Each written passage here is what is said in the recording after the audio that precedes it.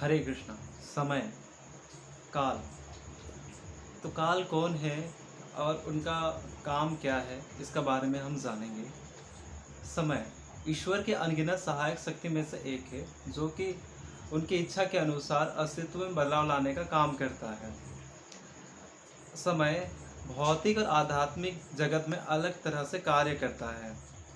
आत्मा और परमात्मा की ही तरह उनका समय का कभी निर्माण नहीं हुआ और ना ही कभी उनका विनाश होगा। बल्कि देखें तो समय का प्रमुख कार्य ही इस भौतिक अस्तित्व का निर्माण और विनाश करना है। इसीलिए समय को काल कहा गया है। तो आखिर काल है कौन? भगवत गीता के 11वें अध्याय के 32वें श्लोक में भगवान श्री कृष्ण कहते हैं, कालोस्मि लोकाक्षय कृत प्रवृद्ध। समस्त जगतों का विनाश करने वाला काल मैं हूँ। यानी कि श्री कृष्ण जी कह रहे हैं कि समस्त जगतों का विनाश करने वाला काल मैं हूँ।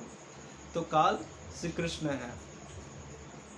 फिर तो काल का हमारे इस जगत में और आध्यात्मिक जगत में कार्य क्या है? हमारा जगत और आध्यात्मिक जगत में उनका कार्य समान है, एक समान सा है। बस वो घटनाओं को क्रम देता है, जितने भी घटनाएं होते हैं उनको बस एक क्रम देता है। तो विशेष दोनों जगत में उनका कार्य समान ही है। हमारा जो समय है उसके दो स्वभाव हैं, विषम स्वभाव और चक्रीय स्वभाव। विषमता या फिर विषम स्वभाव, ये समय जो अलग अलग परिस्थितियों में अलग अलग लोगों को अलग अलग लगता है। एक ही मात्रा का समय किसी को छोटा और किसी को बहुत लंबा लगता है। उदाहरण के लिए 40 मिनट का गणित का क्लास रुचि लेने वाले विद्यार्थी को तो 4 मिनट का लगता है, लेकिन वही 40 मिनट का गणित का क्लास रुचि ना लेने वाले अन्य विद्यार्थी को वो 4 महीने की तरह लगता है। उनको लगता है कि समय बहुत धीमा चल रहा है, टिक टिक टिक टिक टिक टिक, और बहुत ज़्यादा स्लो हो रहा है, ऐसा उनको लगता है। लेकिन सेम ही समय जो इंटरेस्ट ले रहा है जो विद्यार्थी, उसको सिर्फ 4 मिनट का लग रहा है। तो हमें इससे पता चलता है ये जो समय विषमता स्वभाव है, उसका से हम जान पा रहे हैं कि एक ही मात्रा का समय हर अलग अलग लोगों को अलग अलग लगता है। एक ही परिस्थिति में भी अलग अलग परिस्थिति में अलग अलग लगता है। और चक्रीय स्वभाव, समय का प्रवाह चक्रीय है, इसीलिए उसे काल चक्र कहा जाता है। तो हमने जाना कि काल कौन है, श्री कृष्ण जी काल स्वयं काल हैं, और समय का प्रवाह क्या है, चक्रीय है, इसलिए उसे काल चक्र कहा जाता है।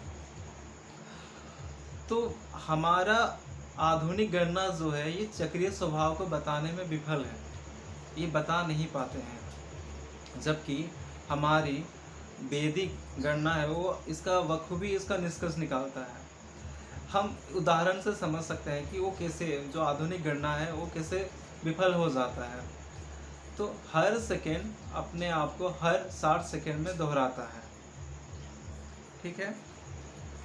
60 सेकेंड यानी कि 1 मिनट होता है। हर मिनट हर 60 मिनट में स्वयं को दोहराता है। हर 60 मिनट यानी समान 1 घंटा, और हर घंटा हर 24 घंटे में स्वयं को दोहराता है। 24 घंटे समान 1 दिन। हर दिन हर 365 दिन में स्वयं को दोहराता है। 365 दिन समान 1 वर्ष। तो हर वर्ष खुद को किस में दोहराता है, स्वयं को किस में दोहराता है, ये क्वेश्चन है। तो यहाँ पे जो आधुनिक गणना है वो विफल हो जाती है, लेकिन हमारी जो वैदिक गणना है वो इसका बखूबी निष्कर्ष निकालती है। तो चलिए जानते हैं समय का आणविक स्तर पर वैदिक गणना, यानी क्वांटम स्तर पर वैदिक गणना।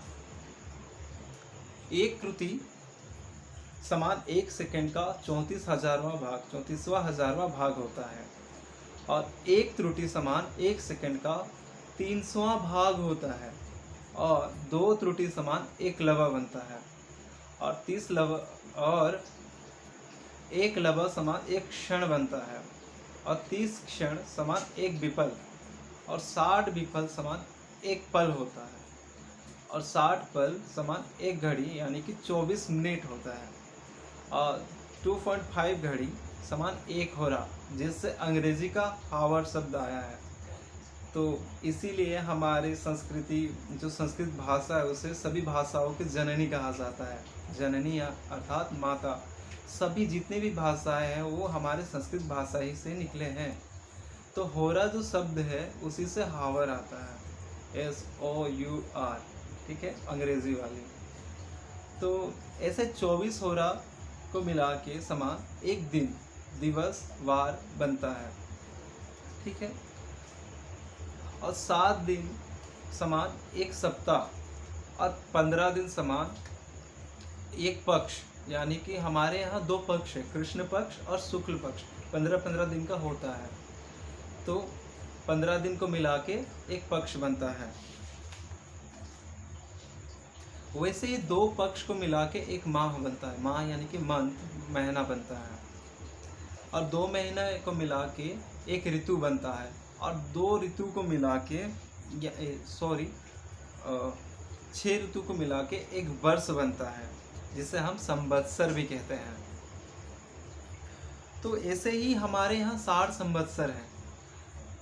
तो समय, जो साल है ना, 365 दिन, एक वर्ष, तो किसमें दोहराता है? उसका आंसर ये है कि वो 60 संवत्सर जो अलग अलग नाम है, वो फिर जाके स्वयं को फिर से वहाँ 60 संवत्सर में दोहराता है जब हमारा वर्ष खत्म हो जाता है, ठीक है। जो हम लोग का 365 दिन यानी कि एक वर्ष है, वो 60 संवत्सर में खुद को दोहराता है। हमारे यहाँ बताया गया है कि जो एक वर्ष हम लोग का होता है वो देवताओं का एक दिन होता है, 24 आवर ही सिर्फ होता है। ये एक साइंटिस्ट हुए थे जिनका नाम है अल्बर्ट आइंस्टाइन, जिन्होंने हमें थ्योरी ऑफ रिलेटिविटी दिया था। उन्होंने बताया कि हम जैसे जैसे ऊपर जाते जाएंगे, समय का प्रवाह है वो धीरे धीरे कम होता जाएगा। यानी कि हम जैसे जैसे ऊपर जाते जाएंगे समय शून्य हो जाएगा। तो हमें यहाँ से पता चलता है कि जो ब्रह्मा जी का लोक है वहाँ पे समय बहुत धीमा चलता है। हाँ, तो हम इससे भी जान सकते हैं कि हमारा जो शास्त्र है वो ये सारी चीज़ें पहले से बताया है।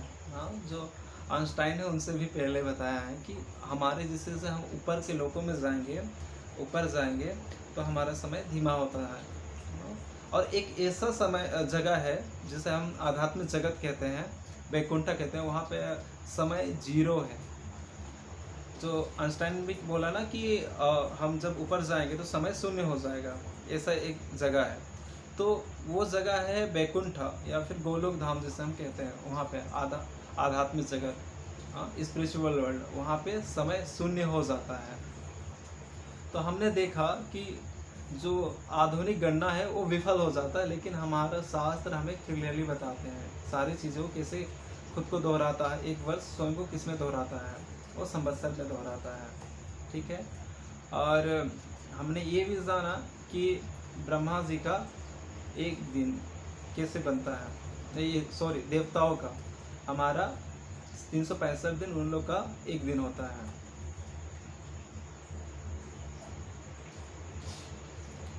और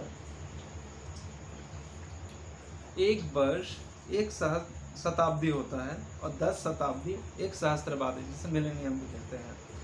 और 432 शताब्दी एक युग बनता है। एक युग यानी कि सतयुग, त्रेता युग, द्वापर युग और कलयुग, ये चारों को मिला के एक चतुर्युग कहा जाता है।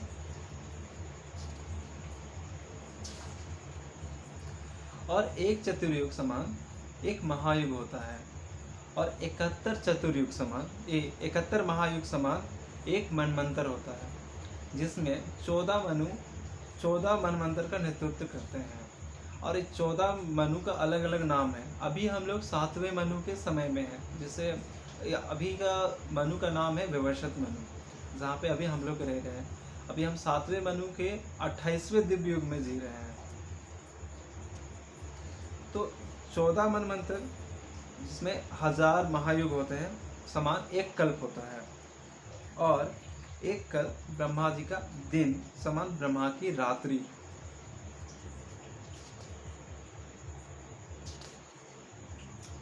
और 2 कल समान ब्रह्मा का पूरा दिन, और 365 ब्रह्मा के दिन, 730 कल समान ब्रह्मा का एक वर्ष बनता है।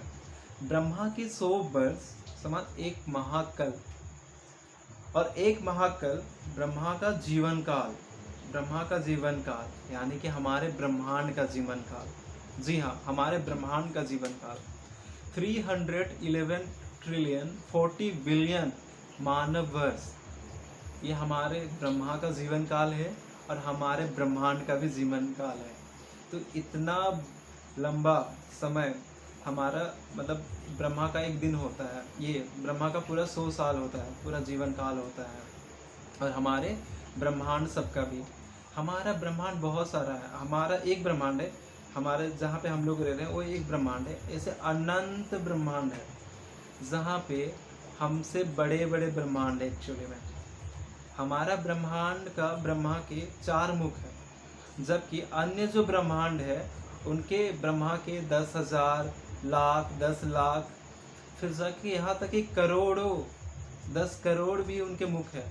इतने बड़े बड़े ब्रह्मांड है और सबका समय सिर्फ उनका जीवन काल 311 ट्रिलियन 40 बिलियन मानव वर्ष ही है। ये सिर्फ जो महाविष्णु है उनका पलक झपकाने का सिर्फ समय है, जो सिर्फ एक बार से एक निमेष से उनका समय है। ये जानकारी हमें श्रीमद् भागवतम के 3रे स्कंद के 11वें अध्याय में हमें मिलता है। आप पढ़ सकते हैं इस जानकारी को डिटेल्स में, और डिटेल्स में इसको देख सकते हैं कैसे सारी चीज़ें हमने जो बताया वो यहीं से लिया गया है। तो अगर ये जानकारी आपको अच्छा लगा हो तो अपने दोस्तों का शेयर करिए। धन्यवाद। हरे कृष्णा।